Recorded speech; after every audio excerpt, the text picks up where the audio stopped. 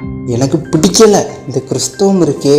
டேய், நீயே ஒரு கிறிஸ்தவன் தான்டா, உனக்கு ஏன் கிறிஸ்தவம் பிடிக்கல?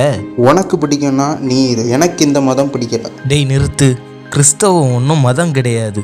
என்னடா புலம்புற? சரி, மதம்னா என்ன? தெரியுமே, மதம் ஒரு மனிதனை நல்வழிப்படுத்தும், மூட நம்பிக்கையை நம்ப வைக்கும். அதுக்கு தான் எவ்வளவோ ஆதாரம் இருக்கே. அப்படின்னா கிறிஸ்தவம் தவறான மூட பழக்க வழக்கங்களை உனக்கு சொல்லி கொடுத்துடுச்சா? இல்லை, ஆனால் சர்ச்சுக்குள்ளே சண்டை போடுறாங்க. ஒற்றுமை இல்லை, பொறாமை தலை தூக்கி நிற்குது. அன்பு இல்லை, ஆனால் கோபம் அடுத்த நொடியே வந்துடுது. ஒரு பக்கம் பெருசுங்க எல்லாம் அவன் அப்படி இவன் இப்படி அடுத்தவங்களை குறித்து பேசிகிட்டு இருக்காங்க. இன்னொரு பக்கம் என் ஃப்ரெண்ட்ஸ் எல்லாரும் மொபைல் வச்சு விளையாடிட்டு இருக்காங்க. யாருக்கும் கவலையே இல்லை. ஆண்டவரை தேடி யாரும் போகிறதும் இல்லை. ஆண்டவரை பார்த்து பயமும் இல்லை. நான் மட்டும் சரியாக வாழ்ந்து என்ன பிரயோஜனம்?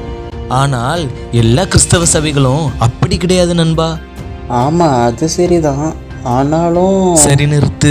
ஒருவேளை இப்போது கிறிஸ்தவம் இப்படி இருக்கலாம், ஆனால் உண்மையில் கிறிஸ்தவர்கள் எப்படி இருப்பாங்க தெரியுமா? சரி, போறேன்னு முடிவு பண்ணிட்ட. கடைசியா இந்த வீடியோவை மட்டும் பார்த்துட்டு போ.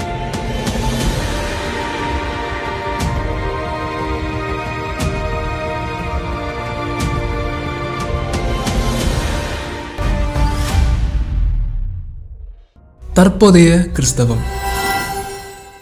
இன்றைய கிறிஸ்தவத்தில் எண்ண முடியாத அளவுக்கு பிரிவுகள். ஒவ்வொருத்தங்களும் ஒவ்வொரு விசுவாசத்தை பேசிட்டு வராங்க.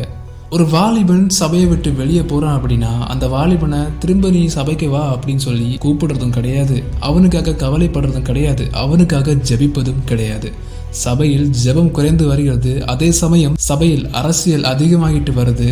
ஒரு சபை நான்காகவும் பிரியும் அளவுக்கு பிரச்சனைகள் அதிகமாயிட்டு வந்துட்டு இருக்கு. இயேசு கிறிஸ்து எல்லாரும் ஒன்றா இருக்கணும் அப்படின்னு சொல்லி விரும்பினாரு. ஆனா இங்க எல்லாருமே பிரிஞ்சு போவதுக்கு ரொம்பவே ஆவலா இருக்காங்க. ஏன்னா அவங்களுக்கு இங்க பணம் தான் முக்கியம், அதிகாரம் தான் முக்கியம், பெருமை தான் முக்கியம், பொறாமை தான் அதிகமா இருக்குது. இங்க கிறிஸ்தவர் அல்லாத ஒருவர் ஒருவேளை உங்க திருச்சபை பார்த்து இதுல நீங்க யாருக்கு முக்கியத்துவம் கொடுக்குறீங்க அப்படின்னு அவர் கேட்டா நம்மளால என்ன சொல்ல முடியும்? பண ஆசைக்கு முக்கியத்துவம் கொடுக்குறீங்களா, இல்லை இந்த அதிகார ஆசைக்கா, இல்லை இந்த பெருமைக்கா, இந்த பொறாமைக்கா, இல்லை கோயிலுக்குள்ளாடி சிலைகளை வச்சுட்டு அதுக்கு முன்னாடி மண்டிட்டு பேசி கொண்டிருக்கிறீர்களே, இதில் நீங்கள் யாருக்கு முக்கியத்துவம் கொடுக்குறீங்க அப்படின்னு கேட்டால் நம்மளால் எதுவுமே சொல்ல முடியாது. இங்கே நாம் சாட்சி உள்ள ஒரு வாழ்க்கையை வாழவே இல்லை அப்படின்றது உண்மை. இதுதான் தற்போதைய கிறிஸ்தவத்தின் அவல நிலை. டேய், நான் சொன்னது மாதிரி தான் இவனும் சொல்கிறான். கிறிஸ்தவத்துக்கு அவல நிலையை பற்றியா? ஆமாம், இவ்வளவு நேரம் தற்போது கிறிஸ்தவம் எப்படி இருக்கின்றது என்பதுதான் சொல்லப்பட்டது. அடுத்த தலைப்பு தான் முக்கியம். எது கிறிஸ்தவம்? கிறிஸ்துவை ஏற்றுக்கொண்டு கிறிஸ்துவை போல் வாழ்கின்றவர்கள் தான் உண்மையான கிறிஸ்தவர்கள். இப்படிப்பட்ட கிறிஸ்தவர்கள் இருக்கும் ஒரு மதம் தான் கிறிஸ்தவம். கிறிஸ்தவம் இந்த உலக பார்வைக்கு வேண்டுமானால் ஒரு மதம் என்று சொன்னாலும் உண்மையில் கிறிஸ்தவம் என்பது ஒரு அனுபவம். ஏனென்றால் இயேசு கிறிஸ்துவை போல் வாழ்வதுதான் இங்கு முக்கியம். ஒரு இனிப்பான பொருளை சாப்பிட்டு பார்த்தா தான் தெரியும் அந்த பொருள் இனிப்பாக இருக்கும் அப்படின்னு. இல்ல அந்த ஒரு பொருளை பார்த்து கொண்டிருக்கின்றோம் என்றால் இது இனிப்பா இருக்குமா இல்ல கசப்பா இருக்குமா அப்படின்னு சொல்லி தெரியாது. அதோட சுவையை நம்மளால உணர்ந்து கொள்ள முடியாது. அது போலத்தான் கிறிஸ்தவம். அதை சுவைத்து பார்த்தால் தான் தெரியும் அதன் அருமை. வெளியே பார்க்க ஒருவேளை மோசமாக தெரியலாம், ஆனா ஒரு உண்மையான கிறிஸ்தவனாக வாழ்ந்து பாருங்க, அப்போதுதான் கிறிஸ்தவ அனுபவத்தின் அருமை தெரியும். கிறிஸ்தவர்கள் கிறிஸ்துவை போல் வாழ்கின்றவர்கள், ஆனால் உண்மையிலே அப்படி வாழ்றாங்களா என்ன? ஒரு நாணயத்துக்கு எப்படி இரண்டு பக்கம் இருக்கின்றதோ அதுபோல கிறிஸ்தவத்திலும் உண்மையாக இருக்கும் கிறிஸ்தவர்களும் உண்டு, பேருக்கு கிறிஸ்தவர்களாக இருப்பவர்களும் உண்டு. ஆனால் நீ எப்படி இருக்கக்கூடாது, நீ உண்மையான கிறிஸ்தவனாக தான் இருக்கணும்.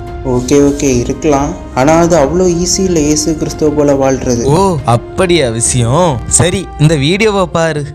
நம்மால் செய்ய முடியாத ஒன்றை தேவன் நம்மிடம் செய்ய சொல்ல மாட்டார். இயேசு கிறிஸ்து போல வாழ்றது அவ்வளோ ஈஸியெல்லாம் கிடையாது அப்படின்னு சொல்லலாம். ஆனா நம்மளால இயேசு கிறிஸ்து போல வாழ முடியும், அதுதான் உண்மை. ஏனென்றால் இயேசு கிறிஸ்து சொல்லி இருக்கிறார், பலன் கொடுக்கும் பரிசுத்த ஆவியானவர் உங்களோடு இருப்பார் என்று. அவர் நம்மோடு இருந்தால் எதுவும் முடியும். பிலிப்பியர் 4:13, என்னை பலப்படுத்துகிற கிறிஸ்துவினாலே எல்லாவற்றையும் செய்ய எனக்கு பலன் உண்டு. அப்போ உங்களால எது முடியாது? நம்மளால செய்ய முடியாத ஒன்றை தேவன் நம்மகிட்ட செய்ய சொல்ல மாட்டாரு. அப்படின்னா முடியும், உங்களால முயற்சி பண்ணுங்க, இயேசு கிறிஸ்துவை நம்புங்க, அவர் உங்களுக்கு உதவி செய்வார். நீ முதல்ல முயற்சி செய்ய நண்பா, உன்னாலே முடியும். சரி. உண்மையான கிறிஸ்தவர்கள் எப்படி இருப்பாங்க அப்படின்னு சொல்லி ஒரே வார்த்தையில சொல்லணும் அப்படின்னா இயேசு கிறிஸ்துவை போல் வாழ்வார்கள். விளக்கமா சொல்லணும் அப்படின்னா ஒற்றுமையா இருப்பாங்க. அன்பு, சாந்தம், இரக்கம், பொறுமை அப்படின்னு சொல்லிட்டு எல்லா ஆவியின் கனிகளையும் கொண்டிருப்பாங்க. யாருக்கும் எந்த பிரச்சனையும் கொடுக்க மாட்டாங்க. பிரிவை சேர்க்க பார்ப்பாங்க, பிரிக்க பார்க்க மாட்டாங்க. ஏழை எளியோருக்கு உதவுவாங்க, ஜெபம் செய்வாங்க, சுவிசேஷம் சொல்லுவாங்க, உண்மையை பேசுவாங்க, சுயநலம் இல்லாமல் இருப்பாங்க. குடும்பத்தை நன்கு கவனிப்பாங்க. எரிச்சல் அடையவோ பெருமையோ பொறாமையோ தேவையில்லாமல் கோபமோ அடைய மாட்டார்கள். பண ஆசையோ பதவி அல்லது அதிகார ஆசையோ வேறு எந்த ஆசையோ இருந்தாலும் அவற்றையெல்லாம் வெறுத்து இயேசுவுக்காய் வாழ்வார்கள். இப்போ நான் சொன்னது எல்லாமே இயேசு கிறிஸ்துவிடம் இருந்த நல்ல குணங்கள். இப்படிப்பட்ட குணங்களை கொண்டவர்களே உண்மை கிறிஸ்தவர்கள். எல்லா கிறிஸ்தவர்களும் இவ்வாறு உண்மையாக இருந்திருந்தாங்க அப்படின்னா இத்தனை பிரிவு கிறிஸ்தவர்களிடம் வந்திருக்காது. கிறிஸ்தவத்துல இவ்வளவு பிரிவுகளை நாம பார்த்திருக்க வேண்டிய அவசியமும் இல்லை அப்படின்றது குறிப்பிடத்தக்கது. கிறிஸ்தவர்கள் ஏன் சபைக்கு செல்கின்றார்கள் தெரியுமா? 6 நாள் உலகத்துடன் எனக்காக ஓடுகின்றேன், ஒரு நாள் ஆண்டவரின் மக்களோடு இணைந்து அவரை புகழ்த்தவும் நன்றி செலுத்தவும் மற்றவர்களுக்காகவும் எனக்காகவும் செலவழிக்க வேண்டும் என்ற மனப்பான்மை கொண்டிருப்பார்கள். ஆண்டவர் இயேசு கிறிஸ்து எனக்காக ஆலயத்தில் காத்து கொண்டிருக்கின்றார், நான் சபைக்கு செல்ல வேண்டும் என உள்ளத்தில் ஒரு நல்ல எண்ணம் உள்ளவர்களாகவும் பல உண்மை கிறிஸ்தவர்கள் இருக்கின்றார்கள். உண்மையில் சபை என்பது நாம் பார்க்கும் கட்டிடம் இல்லை. கிறிஸ்தவர்கள் சேர்ந்து ஒற்றுமையாக இருக்கும் ஐக்கியம்தான் சபை. கிறிஸ்தவம் மிகவும் அழகானது.